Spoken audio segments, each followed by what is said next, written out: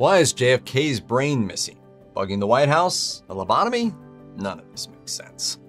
It's not like Joe Kennedy Sr. produced 3 senators by accident. Accounts make it clear that the Kennedys bluntly pushed their sons to take political office. So why was Joe Sr.'s political career such a dud? At first, it seemed promising. After rising in the business world, he got in good with FDR and was appointed chair of the Securities and Exchange Commission, then head of the Maritime Commission.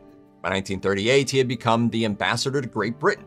With tensions already high, his attempts to connect with German officials were poorly received. The same went for his later statements advocating for American isolationism as the war began to ravage the rest of the globe. During the London bombing, Kennedy retreated to the countryside, which had Winston Churchill liken Kennedy to a daffodil, as in yellow, as in chicken. After being relieved of his duties, he returned to the US and dropped this doozy. Democracy is finished in England. It may be here. Turns out sympathizing with the Nazis and predicting the downfall of democracy is bad for your political ambitions. The mystery lies in Kennedy's motivations. Surely he understood that his statements were controversial and made for a pretty poor picture, especially as war came to dominate international relations. Why didn't he refine the political art of keeping one's mouth shut? Well, there's a conspiracy about that. Don't worry, we have a whole section of Kennedy conspiracies coming up. Keep watching. You probably know the basics of Rosemary Kennedy. She's been described as slow, but also as a wild child. What we can state for sure is that she may have been denied oxygen at birth, and that can indeed lead to difficulties later in life. At first, the Kennedys did what many affluent families did at the time. They just sent Rosemary away.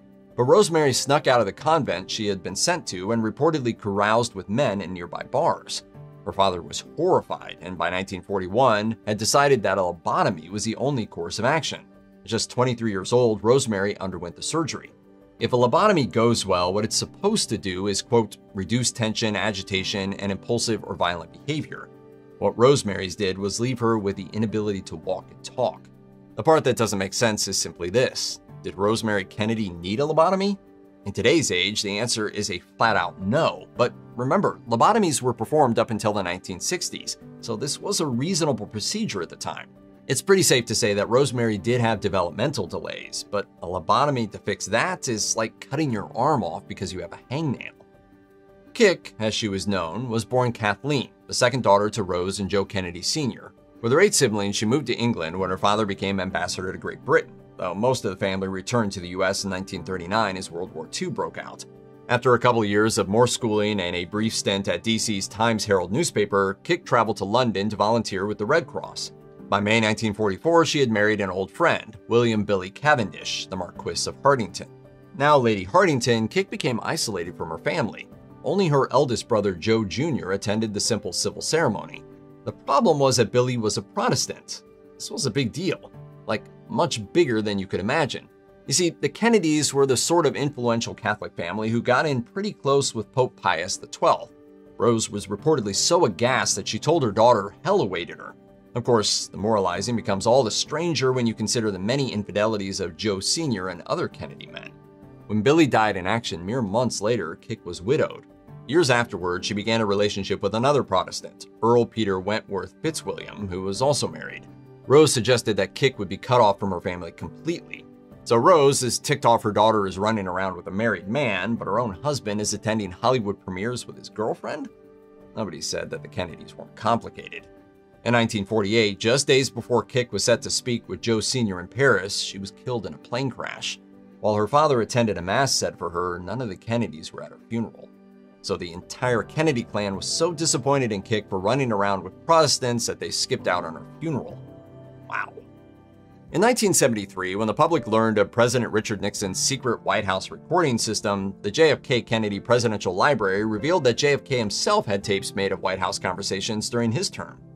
I want to find out if we pay for that furniture. All right, sir. Then I want that fella's incompetent who had his picture taken next to Mrs. Kennedy's bed, if that's what it is. I mean, he's a silly bastard. Turns out all presidents since FDR had done so in one way or another. But it's not entirely clear why JFK began secretly recording White House goings-on.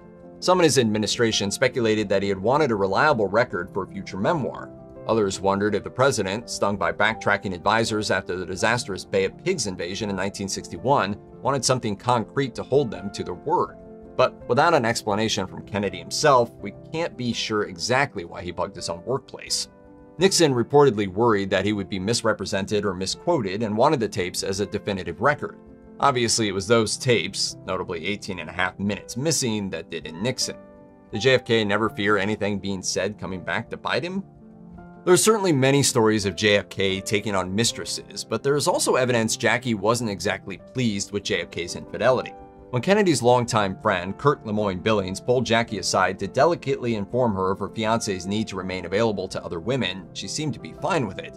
But in an oral history interview, Billings told the JFK library that Jackie eventually recalled, "When you discussed that with me, I realized all that, and I thought it was a challenge." So why did she stay? Why didn't she just nix the whole thing right then and there? There are folks out there in the know that allege that Jackie considered divorce, perhaps because of JFK's distant reactions to her miscarriages and a traumatic stillbirth. Yet her own family discouraged divorce, in part because the Kennedys were powerful and rich. Joe Sr. allegedly met with Jackie and offered her a significant payout to stay married. But this is an unconfirmed rumor, leaving the question of why Jackie stayed with JFK. It could be that the two had enough money and influence that they could fall back on mutual respect and a shared image to maintain, though neither Jack nor Jackie ever made their motivations clear. The details of how JFK met his very sudden and public end are fairly well known. However, the motivations of his assassin are far less clear and make it easy for some to delve into conspiracy theories. You know Lee Harvey Oswald's backstory, but let's look at this simplistically. Was he just an attention seeker? He went to Russia, was anti-Castro, then pro-Castro, but that wasn't nearly enough. Maybe JFK, riding in an open vehicle in Dallas, was simply the most famous person that Oswald had easy access to harm. But given that Oswald was himself assassinated just 2 days after Kennedy's death, we may never understand his quasi-sensical targeting of a member of the Kennedys. Or he was a CIA plant and all the conspiracy theories are right. In the chaotic aftermath of JFK's assassination, it's understandable that some details would slip by unattended. But when it came out that the president's brain had mysteriously disappeared, things got strange. The generally accepted course of events is that the president's brain was removed shortly after the assassination during an autopsy at Dallas's Parkland Memorial Hospital. It was then placed in a stainless steel container and given to Secret Service agents, who ferried it to the White House. In 1965, Senator Robert F. Kennedy had it moved to the National Archives. Yet by 1966, a review of materials related to the Kennedy assassination showed that no such brain was in the archive's possession. If you're pro-second shooter theory, you know that the brain was hidden away because it would show that another assassin standing ahead of the president dealt the killing shot.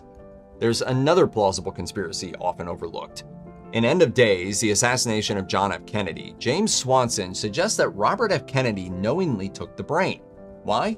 To hide just how ill his brother had been, or just how medicated JFK had been at the end of his life. The president did have quite the lengthy list of secret health struggles, but until someone can find that brain, this will remain another strange and confusing story about the Kennedys. There's another theory. They just lost it. Things go missing all the time in the National Archive. I'm not just saying that. The Wright brothers' patent, photos from the first moon landing, the lost brain might just be human error. We all know what happened November 22, 1963. What you might not know is that the conspiracy theories started up by the time Kennedy was lowered into his grave. Yes, we've delved deep into the plethora of Kennedy conspiracy theories, but if you think these are all just fringe members of society, you're mistaken. Some Kennedy family members may believe in these conspiracies. At least we can be certain that RFK Jr. does, as he has publicly expressed doubts over the killings of both his uncle and his own father, and has even hinted that perhaps the CIA was involved in JFK's death. Congress found that, yeah, it was a plot. It was a conspiracy. There were multiple people involved. He also claimed that his father, RFK, was likewise suspicious of the circumstances surrounding the 1963 assassination of President Kennedy. However, RFK never publicly expressed those thoughts before his own assassination. As the RFK assassination itself, the conspiracy theory is almost mainstream. The big question is who else besides Sirhan hit RFK? Robert Kennedy Jr. certainly thinks Sirhan didn't kill his father. Speaking of fathers, remember that whole Joe Kennedy Sr. thing from earlier? There's a couple of theories as to why he was so soft on the Germans. One such theory posits Joe Sr. as a fascist at worst. Can't really have the ambassador to the UK being a fascist while England is fighting fascists. The other theory might not be that much of a theory anymore. Documents show that Kennedy approved of the treatment of the Jews by the Nazis. Yes, that's very, very bad on paper. Just to be fair, the exact date of the document isn't clear, so the extent and knowledge of the concentration camps may not have been known to Kennedy. But still, none of this is a good look, and the information was suppressed for decades. At first, the circumstances of Mary Jo Kopechne's death on Chappaquiddick Island in Massachusetts seemed straightforward. Late on July 18, 1969, Kopechne, a political aide and speechwriter who had previously worked on Robert F. Kennedy's presidential campaign, was riding in a car driven by RFK's younger brother, Senator Edward Kennedy. The car went off a bridge and into a pond. Kennedy escaped the car. Kopechne didn't. Kennedy told authorities that he attempted to save Kopechne but was defeated by low visibility and a strong current. He then allegedly brought a cousin and another political aide to help, but they failed as well. Then Kennedy returned to his hotel without informing the police. He later blamed a concussion and shock for this lapse. Because he waited until 10 a.m. the next morning to contact authorities, there was no way to test his blood alcohol level for the previous night. By the time Kennedy appeared in court, his team had found a way to make a deal beforehand. Kennedy would plead guilty to the charge of leaving the scene of an accident after knowingly causing injury. Subsequently, he received a 2-month suspended sentence and was briefly banned from driving. Suspend the sentence. Perhaps the most confusing thing about this is the effect the Chappaquiddick incident had on Edward Kennedy's career, or the effect it didn't have thanks to the cultural and political acumen of the family. Kennedy came within a scant few votes of winning the Democratic nomination in 1980 over sitting President Jimmy Carter. He remained in the Senate for decades, known positively as the liberal lion for his positions, only ending his 47-year career after dying of a brain tumor in 2009. Chappaquiddick was a mere blip on his resume. Sometimes when attempting to do something big, you may find your own family isn't supportive. And by not supportive, we mean publicly supporting the other guy. So why did RFK Jr. insist on becoming the 4th Kennedy to run for president when his own family repeatedly, and sometimes very vocally, wouldn't get on board? Criticism from the outside is one thing, but it's more difficult to understand why RFK Jr. continued his campaign when his own family was skeptical. Speaking of Vanity Fair, some Kennedys claim they privately urged RFK Jr. to drop out. So on one hand, he listened to his family and dropped out. And on the other, he endorsed Republican candidate and former President Donald Trump, drawing the ire of family members, including his own sister Carrie. She signed on to a joint statement that read in part, "Our brother Bobby's decision to endorse Trump today is a betrayal of the values that our father and our family hold most dear." But based on what we know about the Kennedys, maybe this isn't surprising. They put religion over blood and then politics over blood. It's a simple way to look at it, but given RFK Jr.'s public stances, there's likely a lot more going on here, and it'll never make any sense.